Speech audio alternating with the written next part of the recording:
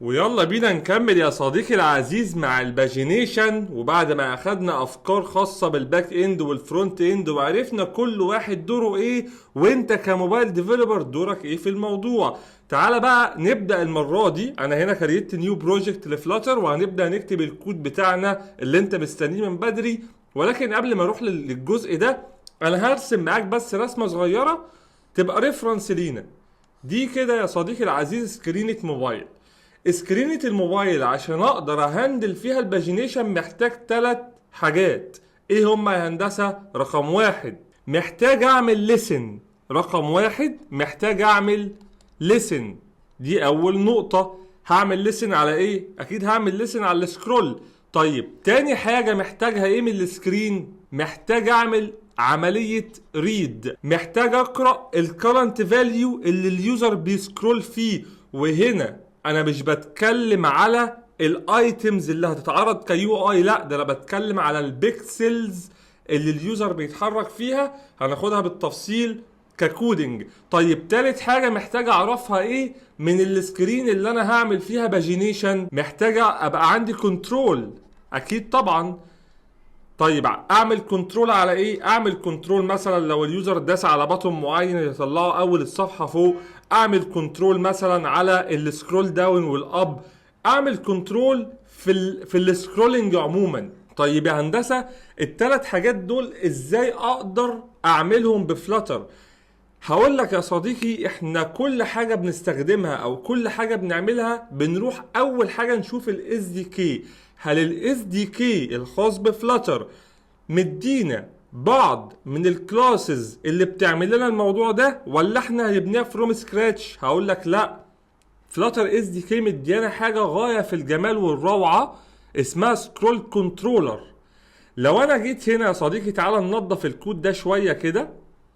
همسح كل الكلام ده، انا هعمل سكرينه فاضيه خالص ما فيهاش اي حاجه اهو.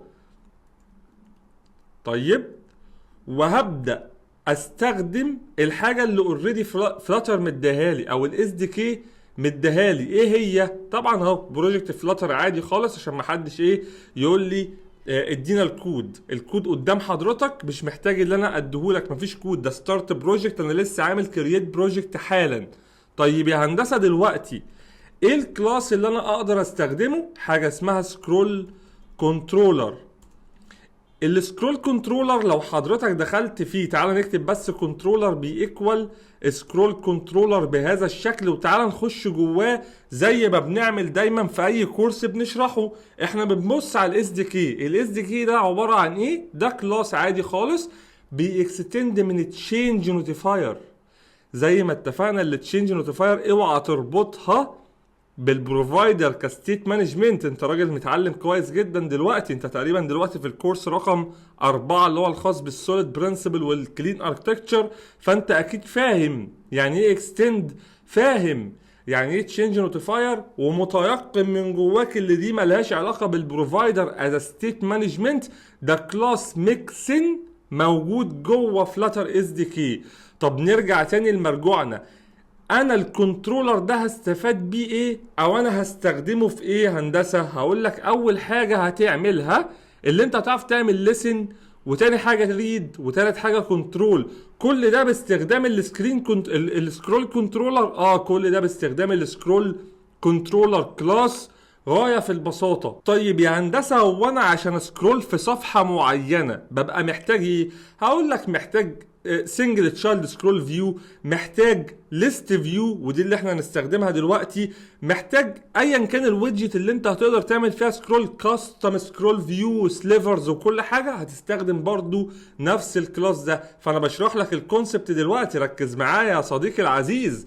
تعالى جوه التشايلد دي قول لي انا هعمل ليست فيو دوت بيلدر بكل بساطة زي ما بنعملها وزي ما متعودين عليها. مفيش اختراع جديد انا بقوله لك. انا ببني ليست فيو عادي خالص اهو، والليست فيو دي الجديد فيها اللي هنبدأ ناخده دلوقتي هو الكنترولر. فهقول لك والله انا الليست فيو دي تعالى الاول نديها مثلا ايتم كاونت، نقول له مثلا خد لي 20، وتعالى دلوقتي قول لي كنترولر يا صديقي العزيز، والكنترولر ده هياخد مني سكرول كنترولر. يبقى انا دلوقتي بعمل الكلاس ده ليه؟ بعمل الكلاس ده عشان يبروفايد ليا الثلاث حاجات اللي انا عايزهم من ليسن وريد وكنترول. طب يا هندسه الكلاس ده ليه فوائد تانية كتير هنتكلم عنها، ولكن انا بعمله اولا بانيشيالايز كنترولر، وطبعا فاينل لان انا مش هاساين ليه اوبجكت جديد، ولما اجي استخدمه لازم اعرف الويدجت ان ده الكنترولر بتاعك.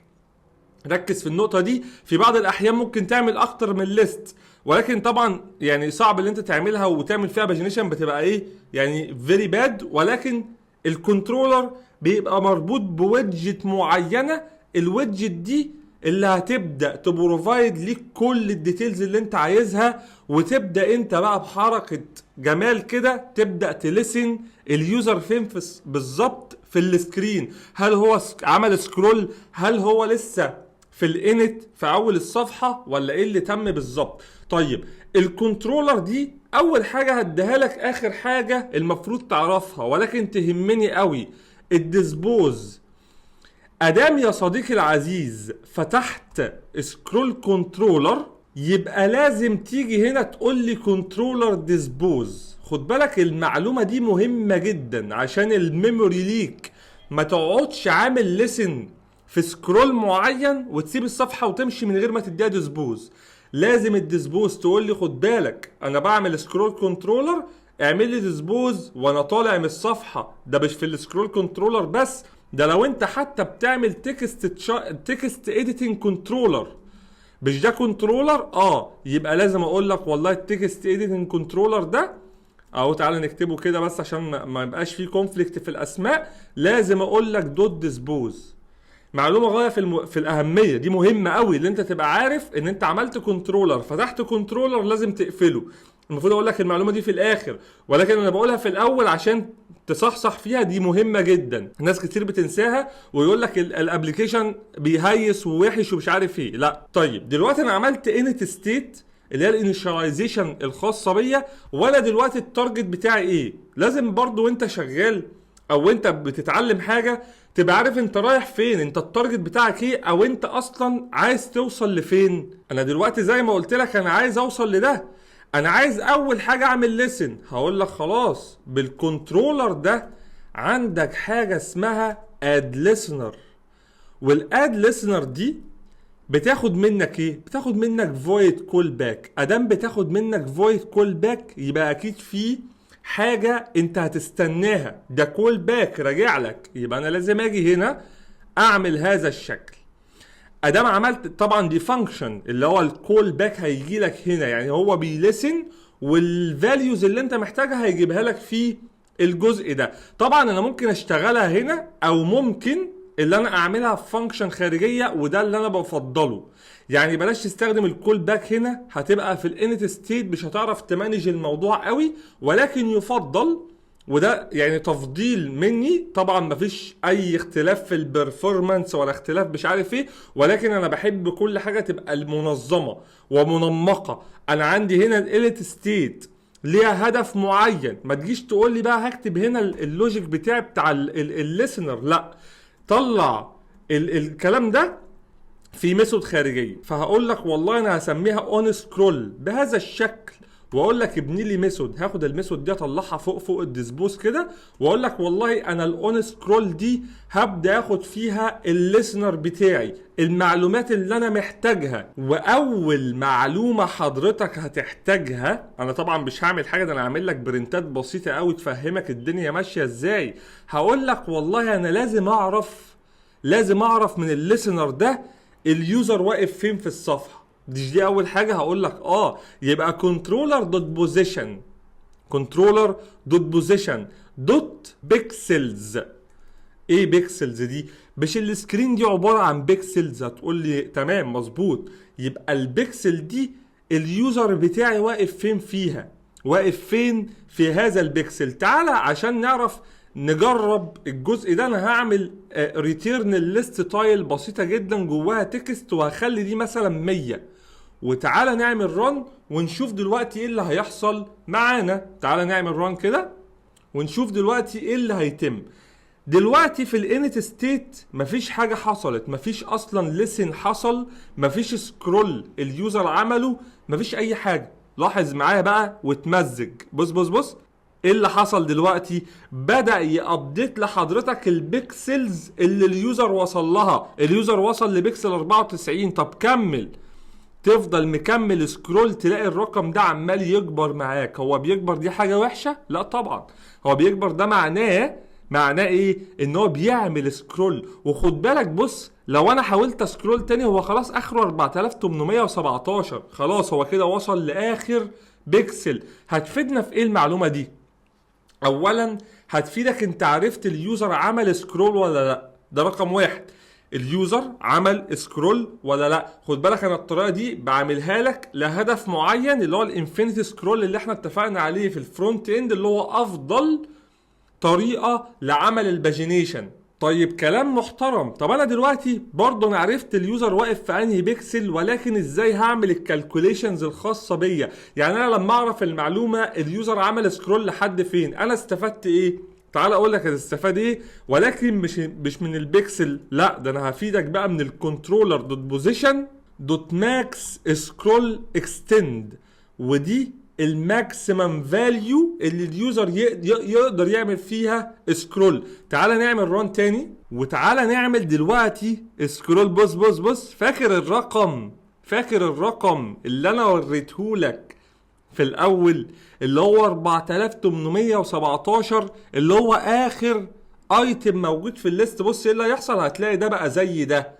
ايه اللي حصل هنا؟ البيكسلز دي ليها نهاية. انا لازم اعرف نهاية الليست اللي بيتعمل لها ريندر في الوقت الحالي قد ايه، عشان ركز بقى معايا قوي اقول لك ان الماكسيمم بتاعي مثلا 4817 لما اليوزر يقرب من، ركز بقى، لما اليوزر يقرب من ال 4500 او 4200، طبعا على حسب انت عايز تعملها ازاي. ولكن اول ما يبدأ اليوزر يقرب من الماكسيمم سكرول اكستند، ناديلي او اعمل اي بي اي كول تاني ببيج نمبر مختلفة وبليمت. طبعا الليمت ثابت ولكن ببيج نمبر مختلفة او بسكيب مختلفة. يعني المرة دي بعت له 20، المرة الجاية بعت له سكيب اول 20.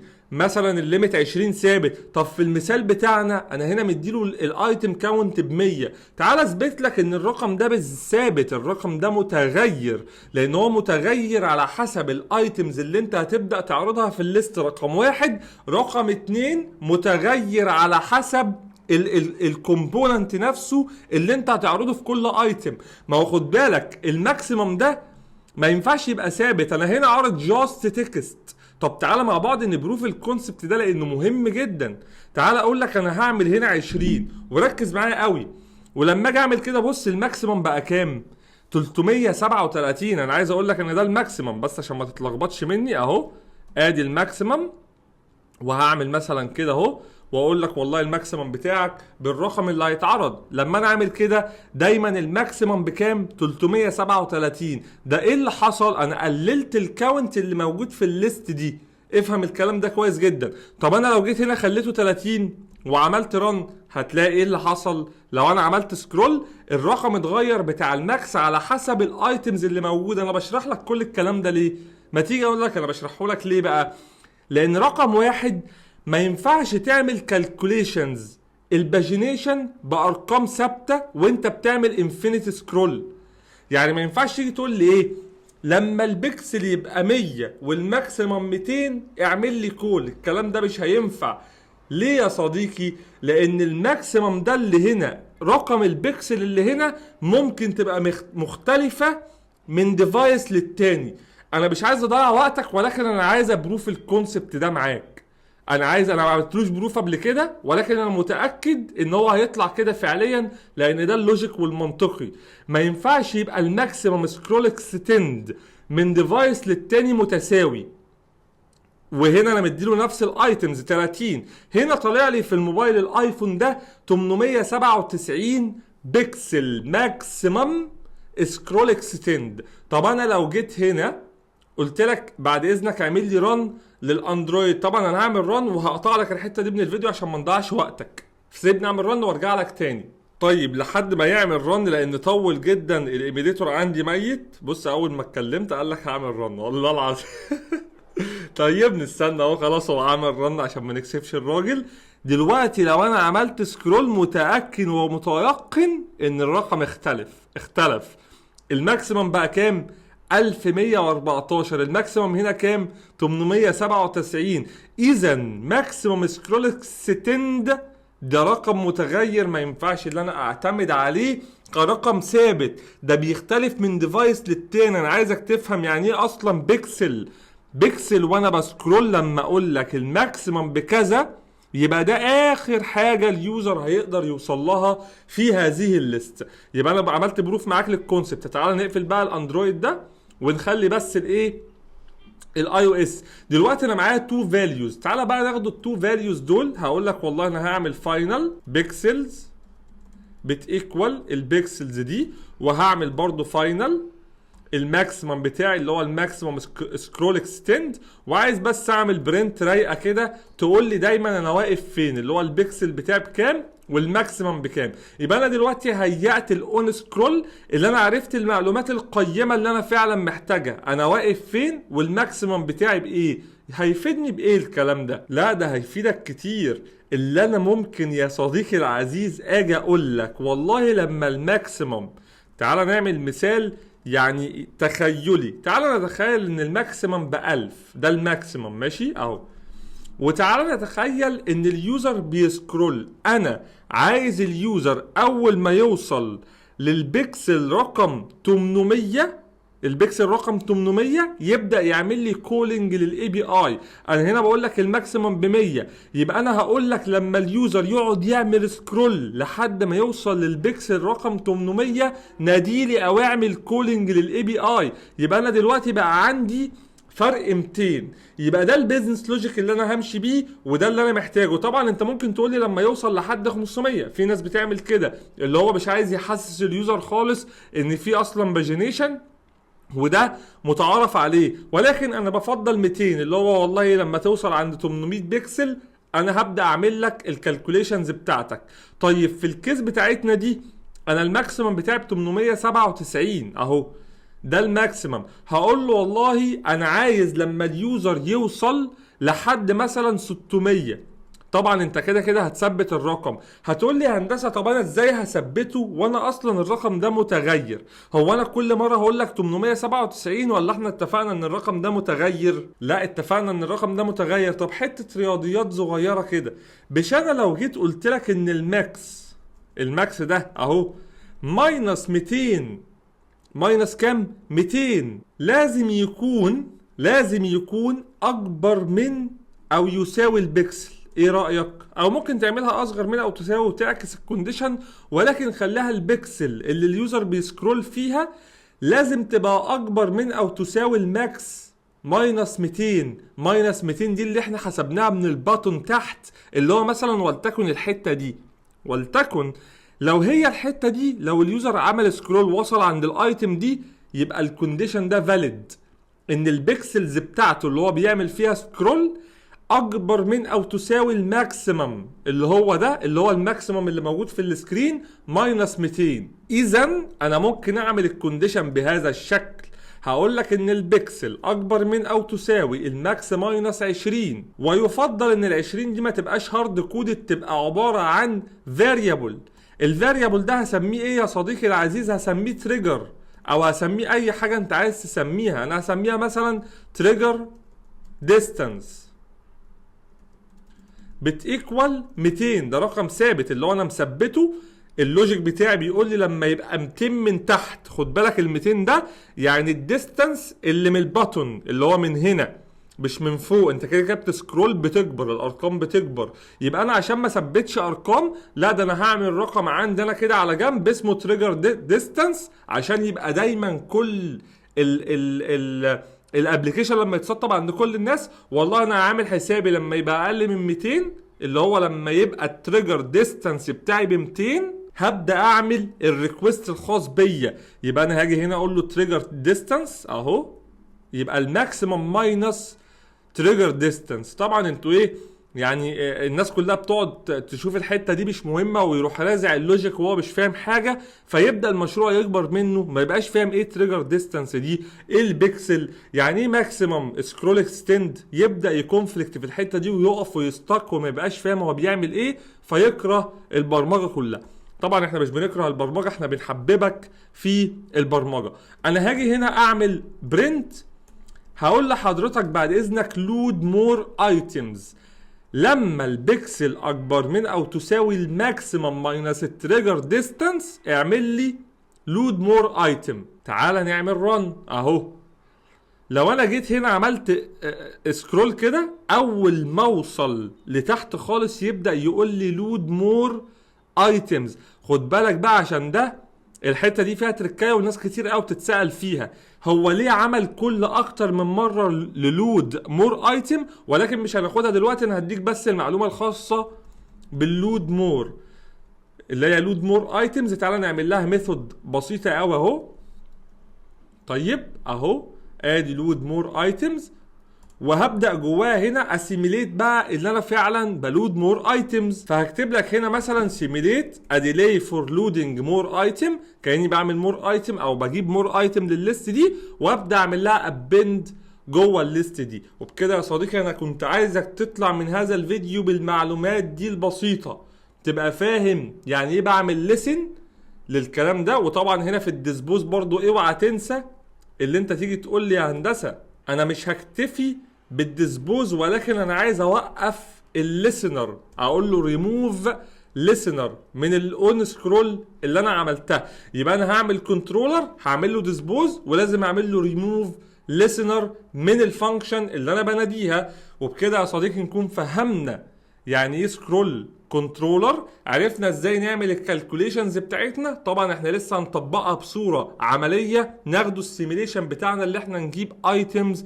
ونبدا نابند على الليست دي بطريقه معينه لما اليوزر تريجر ديستانس يبقى بيكوال 200، اللي هو البيكسلز اللي بيسكرول فيها اكبر من او تساوي الماكسيمم ماينس التريجر، يبقى هو واقف في مكان انا ينفع اعمل فيه عمليه كل الاي بي اي فيبدا يريفرش الداتا دي. اشوفك بقى الفيديو الجاي ان شاء الله. كوبايه قهوه حلوه ويلا بينا نكمل.